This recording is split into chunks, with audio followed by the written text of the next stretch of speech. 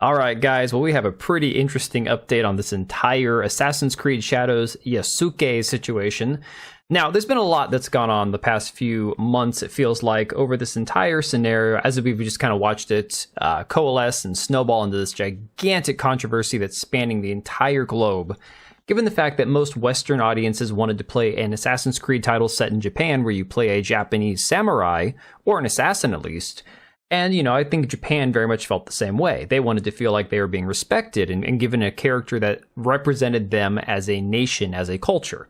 Well, we've seen all these sorts of things where people are saying it's an insult to their history and to their culture. We've seen Ubisoft completely flub when it comes to the architecture, to the banners, stealing the banners from a reenactment group, getting the contextual situations and everything else wrong with, certain elements like the Shinto shrines and the Torii gates and a lot of this other stuff where it's clear they just didn't understand what they were getting into.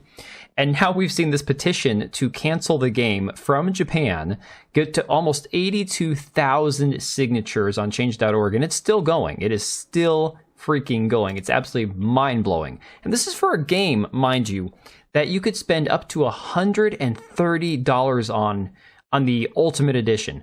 I can't even fathom spending like $40. I bought Shadow of the Erdtree, probably pre-ordered it a week before it was, released. And I spent $40 and that was killing me. Okay.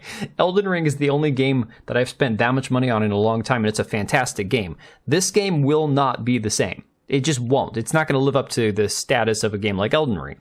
And of course, I've gone over on my website, a lot of this stuff, the stealing the banners. We've got this true history of apparently, the fact that Thomas Lockley, the author who created the book about Yasuke, he went with a bunch of revised information off Wikipedia, stuff that just had never been verified, basically turned Japanese history into a fan fiction where none of it is actually based on anything concrete. It's just a bunch of hogwash. And today I saw this thing about apparently in the game, there's a tapestry, a little wall divider, where they've got this painting, this very famous painting, apparently, spanning these three sections of the wall barrier here.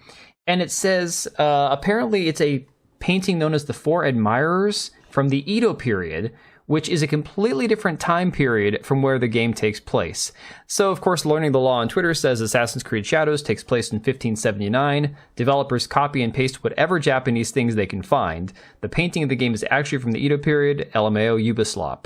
I mean, honestly, this is the kind of crap that we're seeing where everything these days is supposed to have some sort of cultural sensitivity and some, diversity checkbox and all this inclusion to make sure that nothing offensive is in here. And that's the whole point of these localizers and stuff, is to give a contextual background to a lot of different elements in a game. And these guys, it's like a giant FU to Japan. It's like, we don't care. We're just going to find the cool looking Japanese things. And not even Japanese. Some of the stuff they put in the game has been Chinese or other cultures. It's just mind blowing that this game is probably a multiple, couple $100 million game. And they are just winging it on everything Japanese. Now we're seeing the craziest thing where the Japanese government is actually getting involved in this. This is huge. This is I cannot believe how big this has gotten. It's absolutely hilarious. But this article here from that Park Place says Japanese politician Satoshi Hamada signals that Assassin's Creed Shadows' alteration of Japanese history and promotion of Yasuke could be brought before the Diet. Now the Diet, or the Daito, I think they call it, is the actual... It's like a combination of their parliaments. So kind of like how we have Congress here. So it's got apparently their different houses, I believe. It's the National Legislature of Japan. And of course, it has gone through some changes. It's a lot to go over. I don't want to get too much into the history. Basically, there are bills that go before this group of people. So it's substantial. These guys are legitimate. It's a big deal in Japan.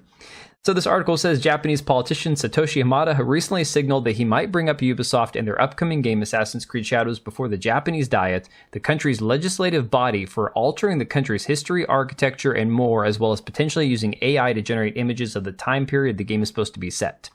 Using DeepL to translate, Hamada wrote on X, "Request for opinions. We received a consultation regarding the alteration of Japanese history by a French game company," and that French game company he's talking about, of course, is Ubisoft.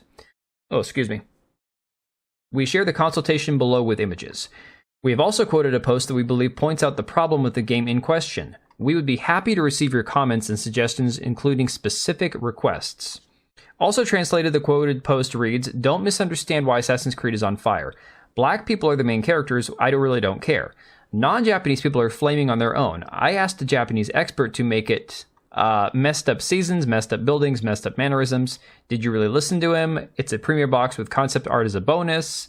Suspicion of an AI that learned the photos of Japanese period messed up." So it's just a lot of these issues that they're seeing in the game, saying, did you even hire an expert? Did you even listen to him?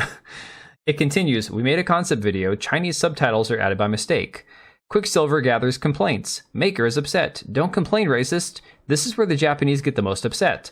The problem is the manufacturer's negligence in not admitting even one of their own mistakes.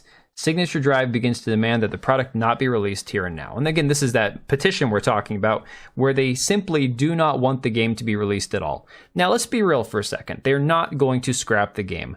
The people at Ubisoft, the company, the studios, I mean, there's too much time, money, too many years involved and lost time and just the amount that they've spent on this game alone. There's no way they're scrapping it. However, I don't know. Is it possible we see this game not get released in Japan? I mean, is there any way? Ubisoft Japan also issued an apology for using the black flag of the Sekigahara Teppo Corps, and we've talked about that before, the reenactment group. Ubisoft Japan apologized for using the flag without permission, but again, the fact that they already put it into the collector's edition meant that they couldn't do anything about it now.